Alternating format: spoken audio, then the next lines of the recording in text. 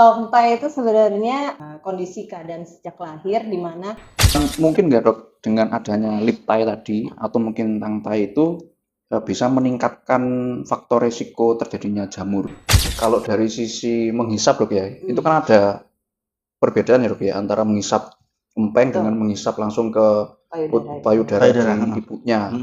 Jadi itu ada perbedaan. Jadi kalau misalnya menghisap melalui empeng itu dia akan mengalami penurunan fungsi oromotor. tangtai itu mempengaruhi dari kondisi gigi atau maloklusi itu tadi. Selamat pagi, Marcos. Iya. Kok sama? Katanya sih, selamat pagi, selamat siang, nggak katanya lagi. Tapi barusan selamat pagi. Barusan bisa Ikut itu tadi sebenarnya nggak kompak. Alhamdulillah. Mas Eta, ya. Akhirnya dia mau mengikuti Ikuti. opening yang sama seperti kita biasanya, Mas Ed. Alhamdulillah. Apa kabar Mas Anda? Alhamdulillah baik. Ya, kenapa kok jadi kita yang silaturahmi ya nggak pernah ketemu? Iya kan? Oh, Kan iya. memang kadang aku sama Mas Eta, Oh, iya. kadang Mas Angga sama Mas Eta. Oke, kita langsung aja. Ini ada momen spesial Mas. Kita Oke. langsung kedatangan dua narasumber. Nah, Keren sih ini, bakal pecah sih ini. apanya? Ini podcast kita, Podcast, iya, karena narasumber yang sangat-sangat spesial ini. Nah, Wah, kita pertemukan. betul sekali. Ya. Seperti janji kita pada waktu episode sebelumnya. Kalau belum lihat, coba lihat lagi di. Scroll ya. Iya dong. Jadi satu persatu ya. Betul. Nah, oke, sekarang kita langsung aja ya. Langsung aja. Oke, ini dia Merdo. Dokter Mutia dan Dokter Hayu. Dokter Gigi Mutia, Iya. spesialis gigi anak, dan Dokter Hayu Fatahmadan, spesialis THT dan bedah kepala leher. Betul sekali. Apa kabar Dokter Mutia? Alhamdulillah baik. Alhamdulillah. Dokter Hayu apa kabar? Alhamdulillah baik. Udah lama Dokter Mutia kita nggak ketemu. Podcast terakhir lama banget.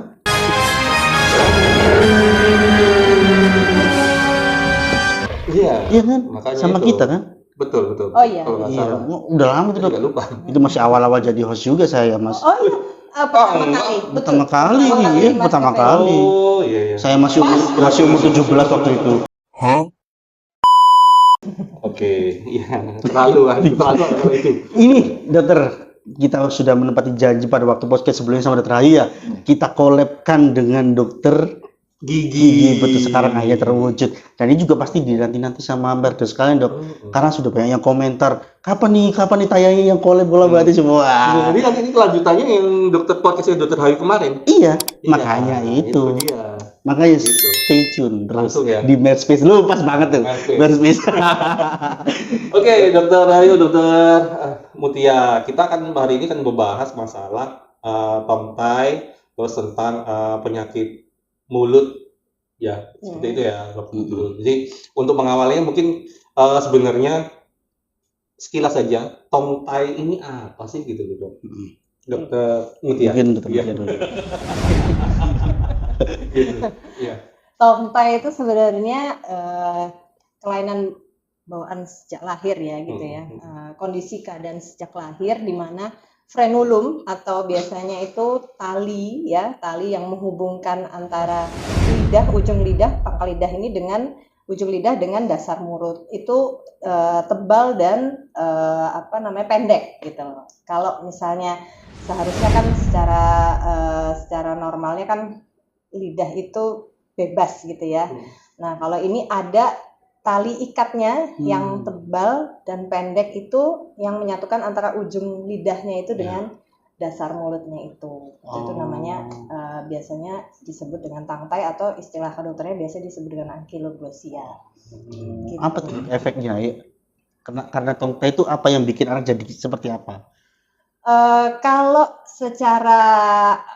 kita cari secara googling atau di internet gitu atau zaman sekarang AI-nya ya, Iya. gencar-gencarnya AI-nya itu kalau misalnya kita searching aja apa ini dampaknya tangtai bagi anak gitu ya, itu pasti yang pertama awalnya adalah pada saat 0 sampai 6 bulan itu menyusui ya. Nah, menyusuinya itu jadi lebih susah seperti itu. Tapi setelah kesini itu belum ada istilahnya ya secara ilmiah yang menyatakan itu berhubungan dengan kesulitan pada saat menyusui dengan tangtai itu belum ada bukti ilmiah yang menyebutkan ke arah sana. Jadi gitu.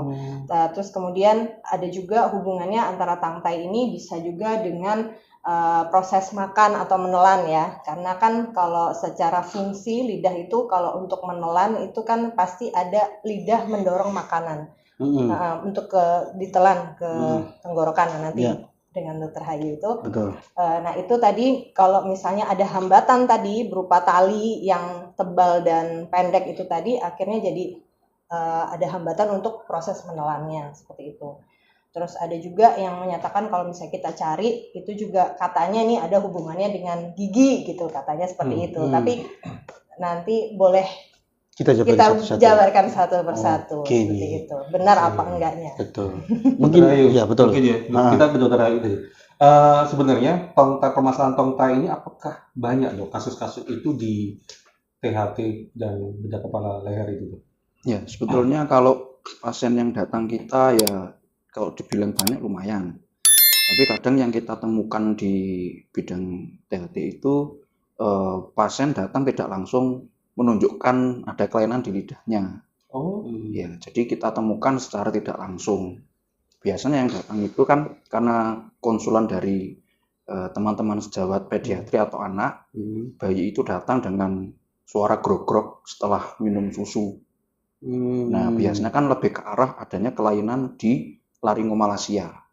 Nah, setelah kita evaluasi ternyata ada tongtai itu tadi. Nah, karena sedikit banyak juga tergantung derajatnya atau grade-nya. Kalau lebih berat grade-nya di tongtainya itu dia juga bisa berpengaruh sama proses menelan tadi. Sehingga bayi itu akan mengalami sedikit banyak bisa aspirasi. Sehingga ada suara grog-grog seperti itu. Nah, akhirnya ya kita tawarkan ke pasien untuk ditata laksana lebih lanjut. Sebenarnya dok, grog-grognya itu tadi hubungannya dengan tongtai itu apa dok? Nggak ada ya sebenarnya?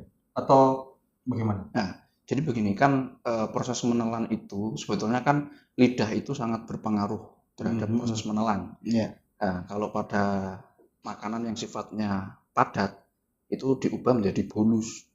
Nah, nanti lidah itu semacam kayak bergelombang bergerak, dia menahan makanan dulu di rongga mulut atau oral cavity atau cavum oris, baru kemudian nanti didorong menuju ke bawah atau ke belakang.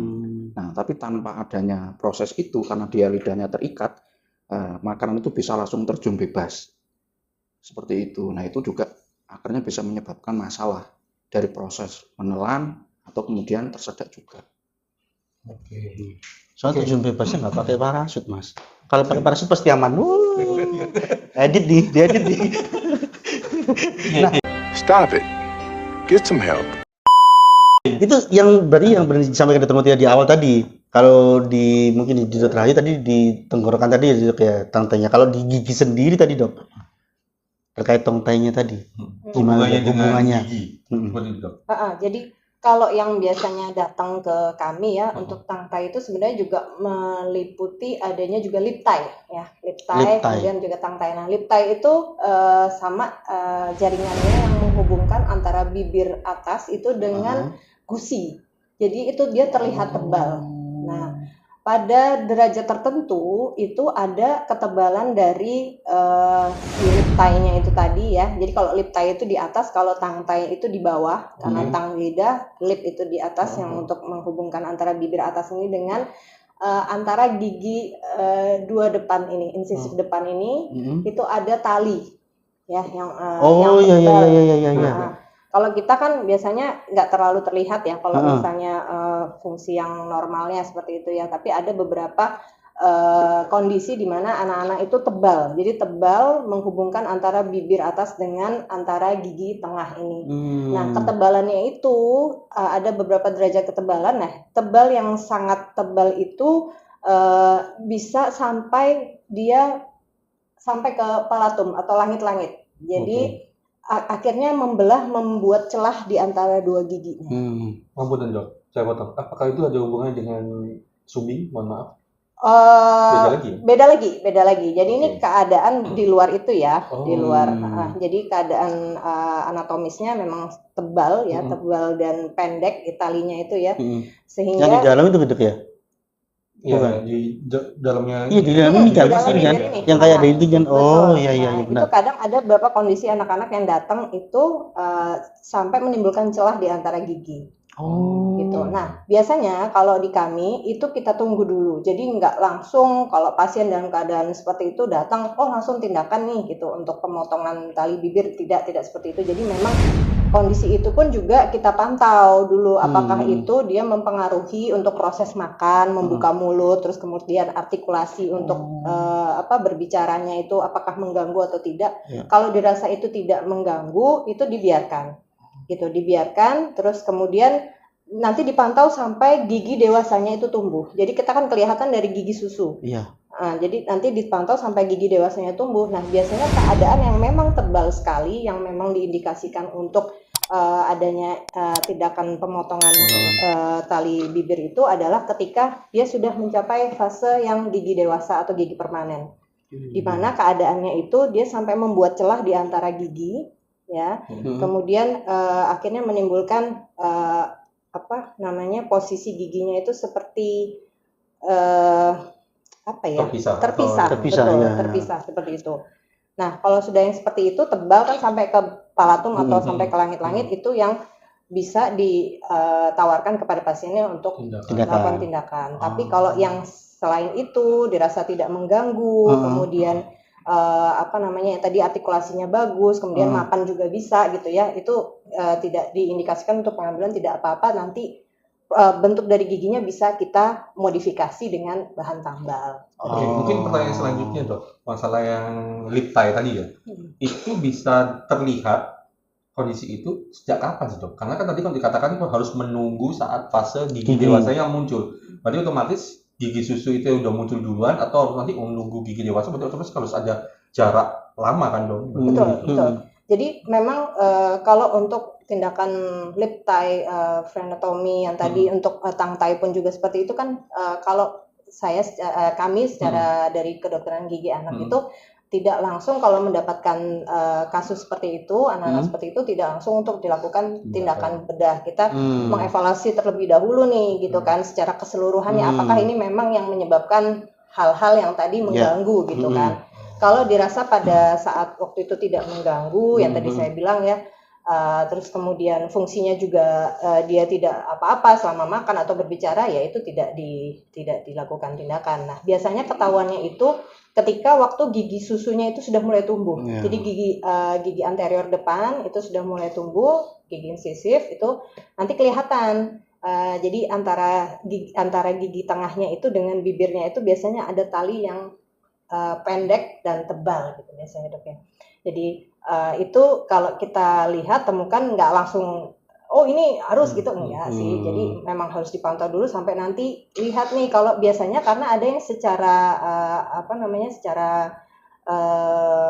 tidak langsung dia akan ini sendiri menyesuaikan diri sendiri gitu sama gusinya gitu ya. Jadi mungkin ada proses di waktu dia kecil masih pertumbuhan kan di sekitar gusi, kemudian jaringan lunak sekitarnya itu. Jadi mengapa kita tunggu, karena melihat itu tadi ya, karena anak-anak kan masih pertumbuhan gitu ya. Nanti setelah gigi dewasanya tumbuh itu baru kita pantau lagi apakah dia bertambah tebal dan mengganggu sampai membuat celah itu tadi. Nah, itulah yang baru bisa dilakukan tindakan.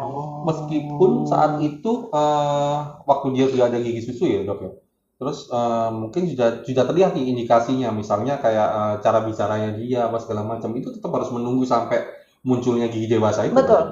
Ya? Karena beberapa pasien itu setelah kita evaluasi itu nanti dia bisa hilang dengan sendirinya. Betul, akan hilang dengan sendirinya. Jadi untuk mams di rumah atau merdos di rumah, kalau misalnya anaknya ada dengan kondisi seperti itu, nggak usah panik dulu gitu ya. Kita lihat dulu, kita pantau dulu, dulu nanti waktu pada proses gigi dewasanya itu apakah tetap seperti itu sampai mempengaruhi membuat celah di antara gigi depan. Nah, itu baru yang boleh dipertimbangkan langkah berikutnya. Nah, mengganggunya itu bicaranya itu apakah seperti cadel atau bagaimana dok? Bukan cadel ya, mungkin lebih keartikulasinya mungkin kurang jelas. Seperti itu aja. Terus kemudian untuk makannya itu mungkin kan bibirnya kurang bisa bergerak dengan leluasa lah gitu ya. Itu aja sih. Kan berarti kan nggak terlalu mengganggu sekali ya kan, tapi secara estetiknya mungkin iya. Itu hampir sama kayak yang tongtai yang di bawah itu Dok ya. Keluhannya itu maksudnya sama-sama kayak susah artikulasi juga kurang jelas. Kalau gitu. untuk tangtainya sendiri, kalau kami biasanya menemukan di poli gitu ya. Kalau untuk tangtainya sendiri itu biasanya kalau keadaannya itu terikat ya dengan dasar mulut itu tadi. Kalau bawah itu lebih tidak mengganggu keadaan fungsi gigi gitu loh. Karena secara estetik kan dia di bawah gitu ya.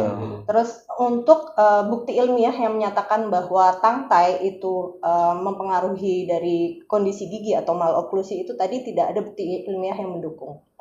Gitu. Tapi kalau untuk yang lip tie tadi juga belum ada bukti ilmiah yang mendukung. Cuman kalau dari kondisi pasien yang sering datang itu biasanya kalau dipantau sampai dewasa dulu itu seperti apa, nah itu akan mempengaruhi estetiknya saja sih. Karena efek terparahnya tadi bisa benar-benar sampai memisahkan gigi. Ini kalau udah pisah susah Mas balikinnya Mas. Ya langsung curhat aja. Tenang aja. Kita ke dokter Ayu ya. Gitu ya? Kita ke dokter Ayu.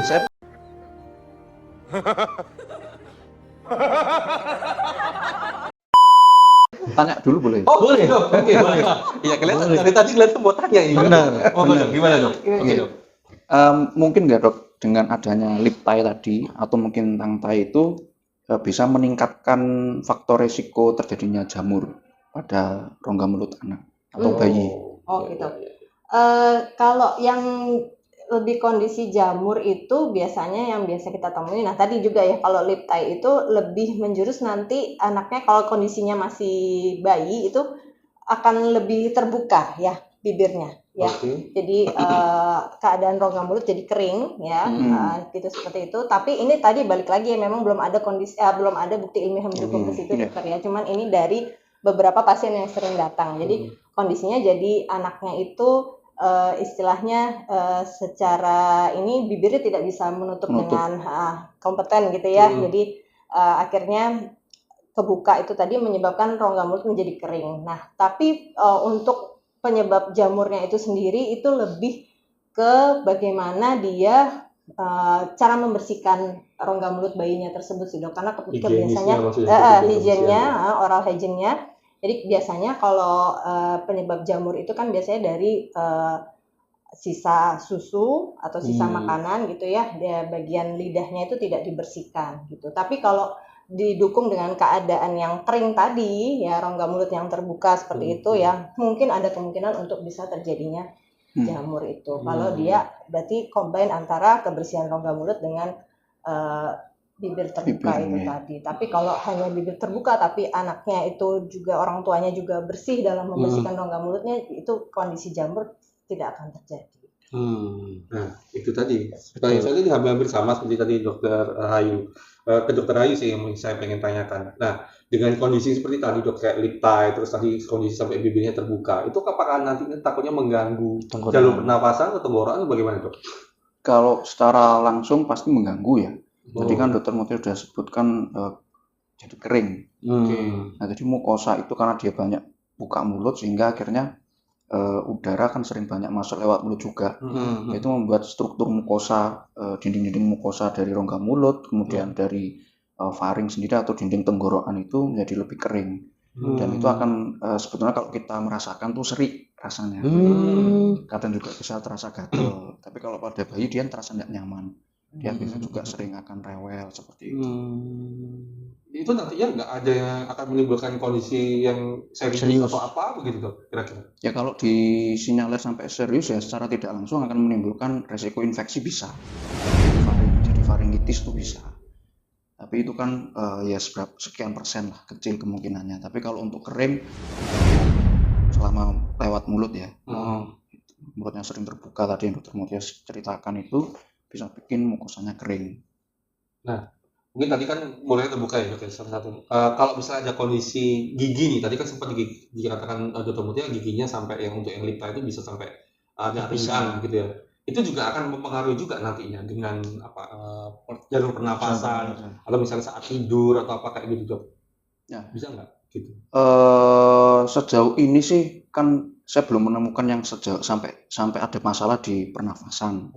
Tapi kalau saya pernah baca di salah satu literatur ada yang melaporkan memang ada yang sampai mengalami gangguan pernapasan tapi tidak banyak. Itu karena ada masalah di palatumnya, palatum durum dan palatum molennya, atau langit-langit yang keras itu sama langit-langit yang lunak. Nah itu memang ada yang melaporkan seperti itu, tapi angka kejadiannya sangat kecil sekali. Kebanyakan enggak sampai ke sana. Sampai nafas. Berarti tidak ada hubungannya Dok ya dengan giginya yang dia agak renggang itu tadi dengan untuk jalur pernapasan gitu, nggak ada hubungannya berarti ya? Saya sepakat sama Dr. Mutia, memang belum ada penelitian yang menyampaikan secara kuat Ilmiah ya. Secara ilmiah secara kuat kan bahwa itu sangat erat kaitannya dengan gangguan pernapasan. Karena begini, salah satu yang terjadi gangguan pernapasan pada bayi atau anak itu kan kalau dari sisi anatomi lidah itu jatuh ke belakang. Nah, justru ini lidahnya kan ditahan dengan adanya tongtai tadi. Nah, atau kecuali ada gangguan struktur anatomi dari hipofaringnya atau dari palatumnya menyempit dan sebagainya, itu bisa menyebabkan bayi atau anak itu gangguan pernafasan. Tapi pada kasus tongtai tadi secara langsung itu saya kok belum menemukan ya ada masalah yang sampai menyebabkan dia gangguan pernapasan. Tapi kalau gangguan menelan masih ada, karena itu tadi dia kan lidah itu fungsi sebagai salah satu fungsi menelan, dan juga seperti yang dijelaskan Dr. Mutia bahwa ada masalah juga di artikulasi, cara dia berbicara. Biasanya kelihatan pada anak udah mulai agak beranjak besar. Apa dong? Cadel tadi ya Dok ya? Ya artikulasinya nggak lancar ngomongnya. Nggak bisa ngomong R, nggak bisa ngomong T. Pokoknya konsonan yang lidah itu nyentuh ke atas. Saya susah ngomong T itu. Taufik bisa tapi T nggak bisa. Mas Taufik. Coba sebutkan. Sekali ya. Sekarang coba sebutkan. Boleh Dok. Apa nih? T. Yang harus lidahnya ke atas apa aja nih? T. R. Terus apa Dok? Udah itu aja. L. Ya, L sama R tuh kadang Dok anak saya tuh hampir mirip Dok. Padahal lihat nggak tongtai. Nggak tahu ya itu cara lihatnya gimana Dok? Malah ini juga ya. Jadi kebersihan gigi itu juga penting juga. Karena itu bisa mempengaruhi artikulasi juga. Jadi untuk anak-anak yang gigi bagian depan itu kadang mereka nggak bisa menyebutkan huruf R. Atau L sama R-nya jadi hampir mirip. Betul. Padahal lidahnya nggak ini. Berarti bukan karena bisa Dok R. Itu contoh. Itu contoh. Itu bisa. Well, kan tebel saja. Iya. Jelas. Ada ininya sedikit ya, ada tebelnya sedikit. Betul, ada tebelnya sedikit. Iya. Berarti kalau anak saya berarti kenapa Dok? Jadi memang kalau ini ya Dok ya, kalau untuk proses cadel atau penyebutan artikulasi itu nggak bisa kita bilang ini penyebabnya karena tangkai atau karena gigi berlubang atau ini karena masing-masing kondisi itu berbeda gitu kan.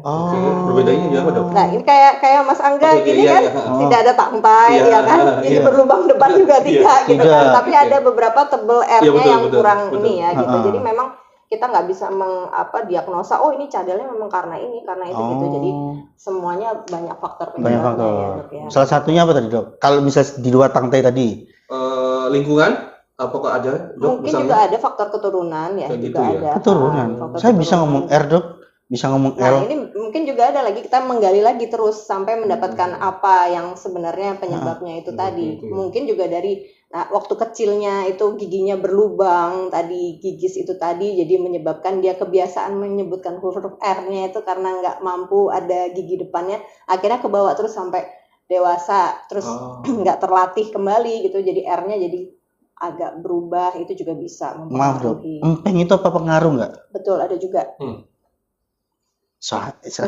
Tahu Dewa. Langsung ngaduk.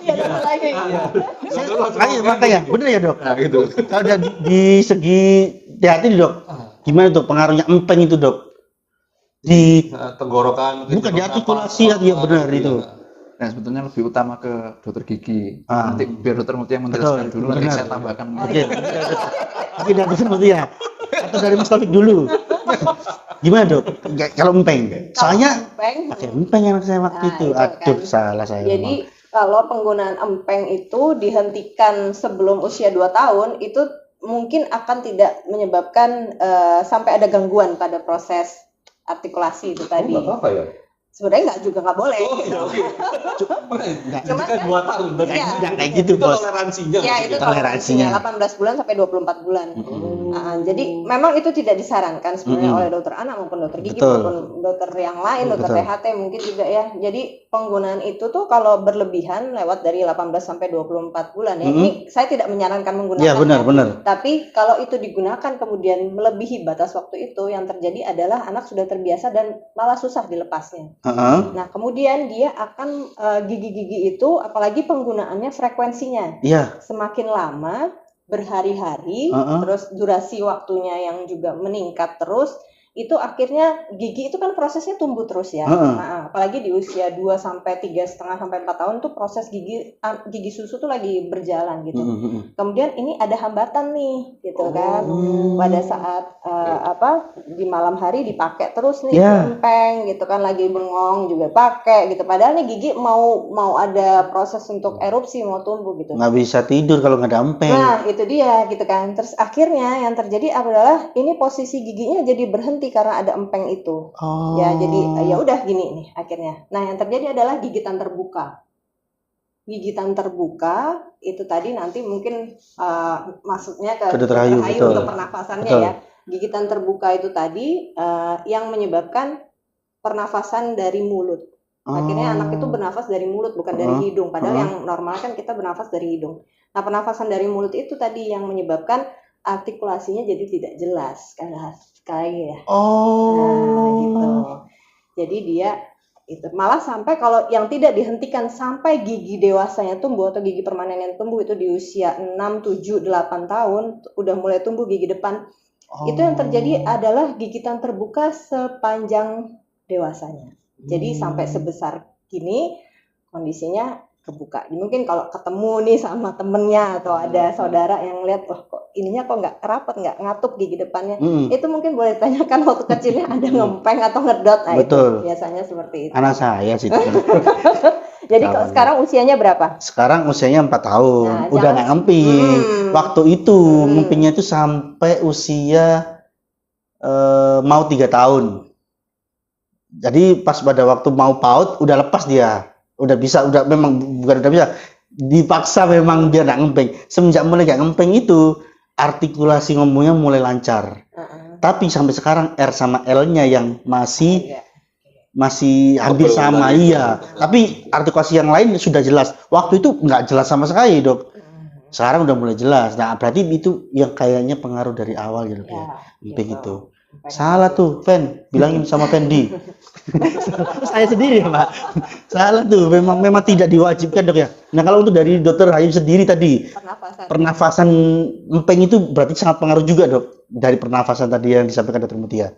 Ya pengaruh, karena kan kalau dari sisi menghisap dok ya, itu kan ada perbedaan ya dok ya antara menghisap empeng dengan menghisap langsung ke payudara Payudara. di ibunya. Jadi itu ada perbedaan. Jadi kalau misalnya menghisap melalui empeng itu dia akan mengalami penurunan fungsi oromotor. Ya Sampai kalau segitu? terbiasa dengan Fungsi oromotornya sampai bisa terganggu begitu. terganggu. Kalau misalnya dia dibiasakan dengan empeng. Jadi justru ke ibunya itu tidak terlalu tidak terlalu banyak, tapi banyakannya lebih ke empeng. Sedikit nangis kasih empeng, sedikit Iya. nangis kasih empeng. Wah, iya benar. Terus udah gitu kasih dot. Betul. Nah, apalagi dot-dot yang mungkin sekarang sudah banyak modifikasi. Iya. Dot-dot yang zaman-zaman agak lama itu kan belum ada modifikasi. Nah, Iya. itu kan mempermudah bayi dapat air susu. Padahal bayi itu membutuhkan usaha untuk dia menghisap dan mengenyot supaya air susu itu keluar dari ibu. Itu upaya bayi. Nah, itu juga membantu perkembangan oromotor. Nah, itu juga kalau dari sisi pernafasan ya sebetulnya ada hubungannya juga. Gitu. Baik dari sisi anatominya, strukturnya, terus kemudian dari fungsi oromotornya itu mempengaruhi dari pernapasan juga. Wow. Udah bener nih Mas, memang harus ditemuin gini Mas. Nah, hari bisa Pas, kan? bahas memang harus Pas nih. kita tahu dari sudut pandang dari gigi sama sudut pandang dari THT juga. Gitu. Apa lagi Mas? Apa? Kira-kira? Tadi? Sudah itu Empeng, terus keluhan apa lagi? anak saya Keluhan itu. saya. Akhirnya sekarang sudah ya cuman itu sih Dok, S sama L-nya yang Tapi gigi nggak habis. gigi enggak. Oh. Oh ini ngomong gigi habis. Oke. Iya. Ini kita terkemudian nih, ada lagi. Soalnya tadi dokter Mutia nyampaikan bahwa empeng itu juga akan empeng terus habis itu ngedot ya. Dot, Dok, ya. Itu kan juga akan bisa mengakibatkan karies kan. Tadi kan seperti itu. Iya, gigi berlubang itu. Mm-mm. Iya. Kalau ngomong gigi berlubang tadi, Hmm. anak saya sih nggak ada sih Dok gigi berlubang. Tapi ini cerita. Oke. Bapaknya yang Iya. Ini cerita. Tapi di luar Tolong Mas tadi dibuat agak-agak sedih gitu ya. Oh ya, oke. jadi. Oke. Tapi gimana? tapi ini di luar tema kayaknya Mas. Oh, oke. Bukan tentang ini. Ini masalah gigi Dok. Dok izin Dokter Ayu ya. Oh, monggo. Jadi dia itu beberapa waktu lalu mengalami jatuh. Oke. Anak saya itu Dok. Main bola jatuh di lapangan. Giginya patah. Aduh, ini giginya patah secuil gitu Dok, tapi nggak sampai lepas, nggak berdarah juga, cuman patah aja. Nah, itu masih bisa tumbuh lagi nggak sih Dok? usianya berapa? Dia masih umur 4 tahun, Hmm. masih bisa tumbuh lagi nggak sih Dok? Saya khawatir di situ Dok. Oke. Rencana memang saya mau bawa ke Dokter Mutia. Kok pas Dokter Mutia sekarang narasumbernya? Gimana tuh Dok? Gimana tuh Dok? Kalau usia ya, kita lihat dari usianya 4 tahun itu masih gigi susu. Ya, jadi Aman ya. Dok. insya Allah itu masih gigi susu ya. Masanya nggak copot Dok, patah. Patah, betul. Jadi kalau di usia 4 tahun tuh gigi dewasa belum tumbuh kan. Biasanya ditumbuh tuh biasa di usia 6 tahun itu bawah dulu, gigi anterior bawah dulu. Terus kemudian di usia 7 tahun, 6 sampai 7 tahun tuh baru anterior atas, yang depan atas 2 itu. Jadi kalau ini sih insya Allah saya bisa pastikan kalau umur 4 tahun belum gigi dewasa ya. Karena yang terjadi apa kalau udah gigi dewasa ya nggak ada gantinya. Nah, tapi ini usianya masih 4 tahun, alhamdulillahnya masih gigi susu ya. Tapi dia tanya terus Dok, kapan Pak giginya Vino tumbuh lagi gitu? Waduh, saya juga mulai khawatir nih gitu. Jadi kalau untuk gigi itu karena dia jaringan keras itu beda dengan jaringan lunak ya. Kalau jaringan keras kan dia tidak bisa tumbuh kembali gitu Betul. loh. Jadi kayak seperti tulang gitu kan Benar. agak susah ya. Terus gigi itu kan kalau patah dia nggak bisa memperbaiki regenerasi sendiri gitu kan. Betul. Beda dengan jaringan lunak. Kalau jaringan lunak kita luka mungkin kan kalau prosesnya baik akan healing dengan sendirinya ya. Saya pikir kecuali copot nih, kalau copot giginya pas jatuh terus copot, mungkin masih bisa tumbuh. Ini patah Dok, udah berapa literally patah, tapi masih bisa tumbuh ya Dok. Kalau patah itu malah justru untuk kondisi anak-anak ya Mas, kalau saya sebagai dokter gigi anak masih alhamdulillah patah daripada lepas. Oh gitu. Karena kalau patah itu istilahnya akar masih ada di dalam. Jadi kan fungsi gigi susu itu sebagai pedoman gigi dewasanya tumbuh. Ya kalau si pedomannya hilang, gigi dewasa akan hilang arah. Dia mau tumbuhnya gimana nih? Nggak ada yang menstimulasi pertumbuhannya pas untuk turun ke bawah gitu loh. Jadi stimulasinya berkurang. Jadi gunanya si gigi susu itu sebenarnya untuk menstimulasi pertumbuhan gigi dewasanya nanti gitu. Nah kalau dia kondisinya patah, berarti kan akarnya masih ada di dalam. Nah kondisinya seperti itu malah dia masih bisa nih ada rangsangan dari gigi susunya untuk gigi dewasanya tumbuh gitu ya. Yang terjadi kalau misalnya ini gigi susu lepas, nah itu yang harus dihati-hati karena akhirnya yang terjadi apa? Kalau gigi itu hilang, sifatnya gigi itu bergerak, samping-sampingnya akan menutup sisa yang bekas lepas tadi itu, akhirnya malah nutup. Nah malah nggak bisa tumbuh nanti tumbuhnya terganggu, ada hambatan. Iya, Dan yang terjadi malah pas waktu mau tumbuh, mungkin si gigi dewasanya akan tumbuh jumping ke depannya atau di belakangnya gitu, malah jadi posisinya tidak beraturan. Jadi penting gigi susu itu jangan diremehkan. Iya makanya. Terus apa namanya? Tapi penyebab tadi jatuh itu apa namanya? Dia juga waktu minum dingin juga katanya kerasa pas baru-baru itu ngilu katanya. Ini memang benar ya Dok? Benar. Tapi nggak apa-apa Dok ya? seharusnya dilakukan perawatan. Oh, ya udah Ya. memang benar sih. Mas tolong mesti sedih. Dokter Ayu kelihatannya mau tanya ini. Siap-siap tadi. Boleh dok, silakan. Gitu. Sudah jawab dari saya dok. Nanti mungkin bisa dibahas satu Sendiri, sesi sendiri oke. untuk gigi fraktur atau Betul. gigi patah masuk Gigi kanan. fraktur. Langsung kasir ya? Oh iya, dok bisa saya kasih dulu. Sudah dipanggil adminnya. Saya sekalian konsultasi tadi. Langsung kasir. Iya juga sih. Iya, bagus memang itu dok. Suka gitu memang. Ini masih mending dok. Kadang muka saya diedit-edit tuh dok. Yang gimana gini. Waktu sama dokter Ayu jadi bom. Gitu, sonorek. Lanjut mas. Ada operator. Oh, Bray, mau tanya. Ayo. Nanti dulu. Dulu aja. Oke. Dokter tadi, dokter Ayu katanya mau tanya. Ya, tanya lagi saya. Iya, Boleh. iya, boleh. Oke. Boleh. Kalau ini dok, celah pada lidah atau fisur pada lidah itu mungkin nggak terjadi pada bayi. Celah pada. Ya, jadi lidahnya itu ada kayak garis-garis yang lekuan-lekuan itu. Geographic tongue maksudnya. Oh, bukan. Kalau geographic tongue kan ada cemplok-cemploknya kayak pulau-pulau, Pecah-pecah gitu dong maksudnya. pecah-pecah gitu. Oh, Lidahnya kayak pecah-pecah. Apa itu? Kan biasanya terjadi pada orang dewasa. Nah, kalau pada anak-anak atau bayi itu masih bisa terjadi nggak? Kayaknya saya belum pernah menemui deh. Belum pernah nemu untuk ya? Kasus seperti itu. Betul. Ininya apakah sering terjadi dok pada orang dewasa atau bagaimana? Kalau pada dewasa ya lumayan banyak Hmm. kasusnya. Biasanya kalau ada sakit, apakah itu infeksi, apakah itu apa namanya karena faktor keganasan dan sebagainya. Oh, iya. Tapi kalau pada anak dan bayi kan saya mungkin malah nggak pernah ketemu. Nah, barangkali di dokter gigi malah lebih banyak seperti itu. Kalau kami biasanya lebih sering menemui ya itu tadi ya dok ya Yang geografik. itu, terus kemudian adanya jamur pada lidah itu biasanya sering di poli seperti itu dok yang biasa kita temui. Nah, menyambung geografik kan dok. Hmm. Boleh nggak pakai di terapi? Biasanya orang tua pasien kan tanya nih, Ah. boleh nggak di terapi pakai obat-obat kumur gitu? Atau misalnya pakai Aloclair, katanya nyebut merek misalnya, atau obat spray atau apapun itu. Oh, Kayak bentar ya. Mungkin bisa dijelasin dulu geografik tongue ini seperti apa sih gitu. Geographic tongue itu kondisi di mana kayak lidahnya itu seperti pulau-pulau gitu ya dok ya. Iya. Jadi Pulau-pulau makanya itu maksudnya pecah-pecah, jadi kayak ada kayak silat-silat gitu dok kayak enggak dipotong-potong ini mas, gitu. jadi kayak ada bentukan gambar-gambar seperti pulau gitu loh. Jadi lidahnya kan kalau lidah normal itu kan halus ya, ada apa namanya bintik.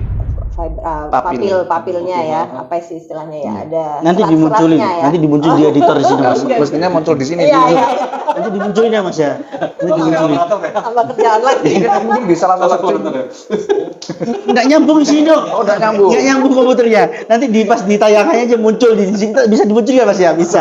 Bisa dok. Oh iya dok. Ya, itu jadi ada seperti bentukan pulau-pulau gitu. Oh, oke. Biasanya kalau yang terjadi jadi ada hambatan pengecapan ya. Jadi rasa itu jadi nggak maksimal gitu loh ngerasainnya. Apa berhubungan dengan sensitivitasnya? Betul, Oh, ya. gitu. Jadi perabanya kan lidah kan termasuk indera peraba juga Betul. gitu kan.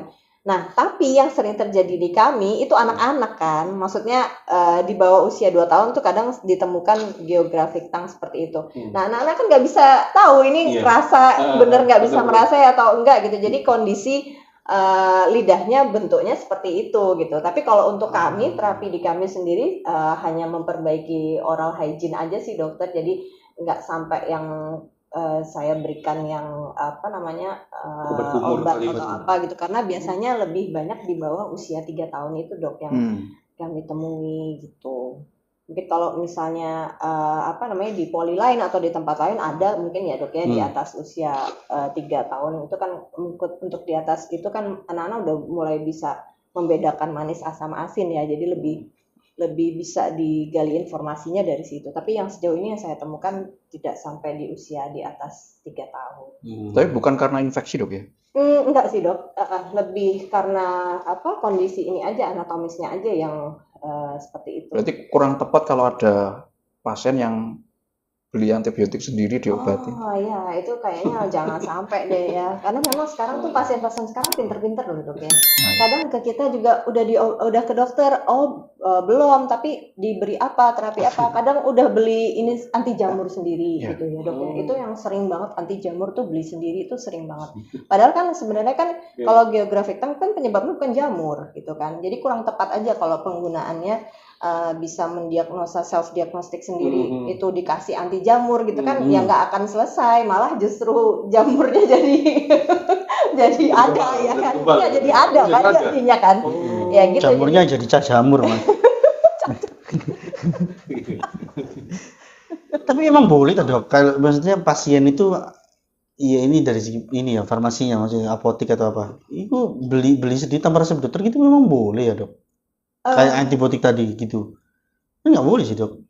Bisa jadi mungkin bisa jadi Karena ada beberapa Bisa jadi, ya, antibiotik mungkin yang ada. memang bebas di Begitu, pasaran bisa tanpa jadi. resep dokter. Hmm. Terus kemudian ada juga anti jamur yang kalau di pasien saya tuh yang biasanya ada nih yang seperti itu ya, kondisi seperti itu membuat meresepkan anti jamur sendiri itu karena biasanya dulu saya sudah pernah dok ke dokter anak misalnya gitu ya, ke dokter A atau ke dokter anak atau ke dokter gigi diresepkan anti jamur seperti itu. Jadi waktu itu kondisi itu berulang Resepnya dipakai lagi. mereka menginikan sendiri gitu lah. padahal bukan Padahal ya bukan gitu loh. Akhirnya kan lebih tepat kalau misalnya kita konsultasi lebih Konsultasi. Betul. Ingat harus konsultasi dulu. Itu yang penting. Konsultasi ke siapa, Mas? dokter Ada Mutia Sama? dokter Ayu dong Di mana, Mas? Eris yang Sarimen Nomor teleponnya, Nomornya Mas? di sini Sudah ya oke dikerjain terus editornya, dikerjain terus ya. Boleh Pak editor mau tanya apa? Lanjut dulu. Oke. Mitos fakta, Mas. enggak dulu saya masih penasaran tadi yang dulu Mas penasaran? Dok ada mungkin saudara nih gitu ligangnya itu seperti pecah-pecah gitu dok gitu. Itu tadi lah Itu yang tadi saya tanyakan pada anak itu ada apa enggak itu tadi. ya seperti itu kenapa apakah karena genetikanya atau apa dok dan kok dilihat dia perasaannya juga biasa nggak ada masalah gitu dari cara bicaranya apa kayak gitu nggak ada iya Apa tapi ya? sebenarnya kenapa ya dok ya iya Saya jujur sih belum pernah lihat. kenapa ya dok ya iya Makanya nanti lihat tayangannya dia kan belum lihat sih. Kayak apa sih Ini lidahnya? sama yang disampaikan dokter Ayu tadi. Kalau saya kan lebih ke anak-anak ya, penanganan anak. Ini usia dewasa apa? anak-anak sih jadi kalau dilihat sih Saya kelihatannya iya kalau dilihat sih gitu, sekarang udah dewasa dok gitu iya tapi kalau dilihat memang ada ya keturunan atau saudaranya itu juga begitu Pernah nemu ya iya pada anak-anak kan? iya Nah itu loh. Karena soalnya kalau yang datang ke saya dewasa. Oh. Saya nggak pernah nemu yang anak, makanya tadi saya tanyakan. Mungkin dokter pun menemukan yang anak. Pernah menemukan yang Begitu. anak, betul. Enggak sih. Kalau saat ini sampai di saat ini ya sama saya belum 10 pernah tahun lebih ini ya belum pernah ada sih. Lebih banyak kan ke geographic tank itu tadi ya. Geographic. Kalau yang pecah-pecah itu tadi atau ada celah antara lidahnya itu belum pernah sih menemui seperti itu gitu. oke Aku belum tahu sih, malah belum tau yang kayak gitu tuh. nanti habis ini Ya, nanti dilihat ya, ini. dilihat. Sambungin Mas. Ini saya nggak prepare. Oke, boleh Mas. Mau mitos fakta boleh. Mitos fakta apa itu Kita masuk di segmen mitos fakta. apa Belum tahu. bisa itu saya juga masih belum tahu Ya, apa belum ada mitos gambaran faktanya, saya mitos iya. fakta. oke Ada gambaran mitos fakta? Belum. Mas Teh ada gambaran mitos fakta? Tidak ada. atau ada yang mau ditanyain Boleh? operatornya biasanya dia Suka sangat tanya. iya. Sangat sekali. Dia masih kepikiran tadi Kenapa? gigi yang terpisah itu. Oh, gigi Gimana yang cara terpisah. nyambunginnya ya? Atau gitu. nyambunginnya Iya, betul. Ada sebetulnya mitos fakta. nah ini dia langsung Nah, saya tanyakan dok. Apa nih? Mitos faktanya apa nih, Dok? Nanti mungkin saya juga akan punya gambaran nih, Dok. Ujian profesi. Kalau dulu kan dok biasanya orang tua kita atau mungkin kakek nenek kita kalau gigi atas yang lepas buangnya ke bawah, oh iya di bawah yang lepas betul dibuang ke atas. Iya, iya. Nah itu gimana? Itu sangat mitos fakta sekali, Dok. Saya juga pernah dengar itu. Benar nggak, Dok? kalau yang bawah itu Buang ke atas. Buang ke atas. genting harus genting Iya. Biar cepet tumbuhnya. cepet tumbuhnya. Gitu. Benar nggak sih, Dok? Benar pasti. bener mas Benar pasti. Ya jelas itu. Karena? Ya karena nggak ada hubungannya genteng sama gigi kan, Iya atau sih. tanah sama ini ya. Kalau mau giginya biar cepet tumbuh gimana, Dok? Berarti giginya mau cepat Apa tumbuh. disimpan gitu ya, taruh di bawah bantal. Nah, Bisa. mitos fakta. Nah, kalau udah ditaruh di bawah bantal nanti berdoa kepada Ibu Peri. Biar diambil Ibu Peri gitu kan. Kalau itu cerita dongeng itu tuh. Kayak kartun itu. Tapi sebenarnya ini jangan ditonton anak-anak ya. Nanti Jangan. Gimana tuh? Disclaimer. Ya, ini tadi. Disclaimer nih. Mas, jadi disclaimer. merusak Jangan. khayalan mereka. Disclaimer itu Mas. Ntar berdoa minta mobil Ferrari Mas. Bingung bapaknya beliinnya Mas. Oke, mungkin pertanyaan begini dok. Apa sih faktor yang membuat gigi itu tumbuh apa ya? Yang sesuai gitu, maksudnya yang enggak berbelok-belok tadi yang dokter sampaikan gitu. Apa sih dok? Gigi ini ya, Iya, gigi gigi dewasanya gigi ya, dewasanya. permanennya. Ya kalau tadi di yang bawah dilempar ke atas, yang atas ditanam ke bawah itu jelas mitos ya, karena bukan yang mempengaruhi pertumbuhan gigi kan bukan genteng sama tanah gitu ya kan.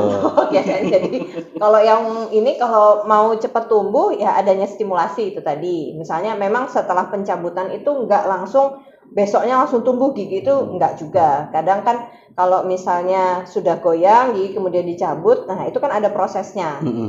Setelah pencabutan itu kita masih menunggu dari hari pencabutan itu sampai 12 bulan ke depan. Jadi proses tumbuhnya itu memang lama dari keluar dari gigi terbentuk sampai keluar dari gusinya itu. Jadi orang tua tuh nggak usah panik dulu. Ini dok habis dicabut kok malah nggak tumbuh-tumbuh, karena memang prosesnya masih normal, kita tunggu dari hari itu pencabutan sampai 12 bulan ke depan gitu. Nah, yang bisa menstimulasi itu macam-macam, ada kayak makanan, terus kemudian juga faktor lingkungannya gitu ya. Jadi kalau makanan itu usahakan makan makanan yang kalsiumnya tinggi, proteinnya tinggi, terus kemudian juga bisa kayak makanan yang dingin supaya merangsang gitu, jadi seperti kayak buah-buahan yang didinginkan atau agar-agar gitu bisa juga. Terus supaya ini yang proses tumbuhnya itu jadi lebih nyaman karena kena dingin. Nggak tambah ngilu dok? Enggak, malah ini ya. Kalau untuk gigi depan ya, Iya, untuk gigi gigi depan. depan ya kan anak-anak kan biasanya setelah itu gigi depan. Kalau gigi belakang lagi proses tumbuh ngilu pasti. Ngilu. Jadi karena kalau gigi depan itu enggak terlalu ngilu kalau proses tumbuh, jadi itu bisa ditambahkan kayak untuk anak-anak makanan-makanan seperti yang dingin itu tadi, buah didinginkan atau puding yang dingin itu boleh. Tapi dengan catatan sedang tidak batuk pilek ya gitu ya. Kalau misalnya betul. batuk pilek biasanya saya tidak menganjurkan kepada anak-anak atau orang tuanya tersebut untuk itu. Nah, tadi makanan-makanan yang tinggi protein sama tinggi kalsium itu sangat juga membantu untuk pertumbuhan giginya juga lebih baik. Oh iya, dokter, saya mau tanya ke dokter Hayu. Saya tuh pernah lihat di scroll aplikasi, Medsos, ya aplikasi itulah, itu ada anak yang artikulasinya kurang jelas kalau ngobrol itu dipijat-pijat sininya atau daerah sininya itu nanti bisa lancar. Ini bener nggak sih dok? Kalau Entah dikatakan daerah rahang atau daerah telinga gitu dok? ya, kalau dikatakan 100% mitos itu juga enggak. Tapi kalau dikatakan 100% fakta ya juga enggak. Kenapa begitu? Karena faktor yang mempengaruhi artikulasi itu kan banyak. Sempat saya singgung tadi masalah oromotor. Iya. Ya, kalau ada kelemahan oromotor memang ada beberapa stimulasi yang bisa dilakukan di area sekitar rahang atau pipi Betul. untuk menguatkan saraf-saraf stimulasinya ke sana supaya fungsi oromotornya juga membaik. Itu salah satunya. Tapi juga nggak bisa sembarangan ya dok? Ya, nggak bisa. Kan hati-hati juga karena ada beberapa sensor-sensor yang kalau misalnya kita pijat di daerah leher itu malah justru membuat tekanan darah turun, jadi hipotensi refleksnya. Jadi hati-hati dalam memijat kepala dan leher. Gitu. Nah, kalau bicara artikulasi, ya kita juga harus tahu kalau misalnya anak itu ternyata speech delay, karena ada gangguan faktor pendengaran juga misal, itu kan bisa. Mau dipijat ribuan kali dengan kekuatan yang bagaimanapun ya nggak akan ngefek. Makanya kita nggak bisa bilang, oh itu salah, juga nggak bisa. Bilang, oh ya benar, juga nggak bisa. Jadi harus mengidentifikasi faktor penyebab apa sih yang bikin seseorang itu, baik itu anak atau remaja, adanya gangguan artikulasi atau berbicara gitu dok. Jadi harusnya tetap dilakukan atau tidak dok? Atau memang ya nggak usah dilakukan, kamu konsultasi aja? Oh ya tetap harus diperiksa. Gitu dok ya? Itu harus diidentifikasi dulu penyebabnya. Nah, kalau ternyata penyebabnya bukan karena masalah fungsi dari rongga mulut atau oromotor ya buat apa dipijat? Buat apa betul? Ya. Ya. Siap. Nah, itu ada hubungannya sama podcast yang sebelumnya, Mas. Iya. Jadi anak itu didiagnosa dulu apakah anak itu kenapa sih kesulitan berbicara atau jangan-jangan nanti pendengarannya juga ada gangguan begitu loh. Betul. Betul. Nah, coba nanti dilihat di ini linknya ya. Link lagi. Linknya. Ini tak sentuh bisa? Nggak bisa disentuh. Gitu. Linknya. Oke. Tapi memang seru banget sih. Ya. Iya. Oke. Apa? Kita akhiri seperti biasa. Kita minta dari kedua dokter ini untuk para merdos yang sedang melihat tayangan kita sepatah dua katanya Dok. Nah, untuk Mungkin tema dari kita hari ini, Dr. Dok. Mutia dulu.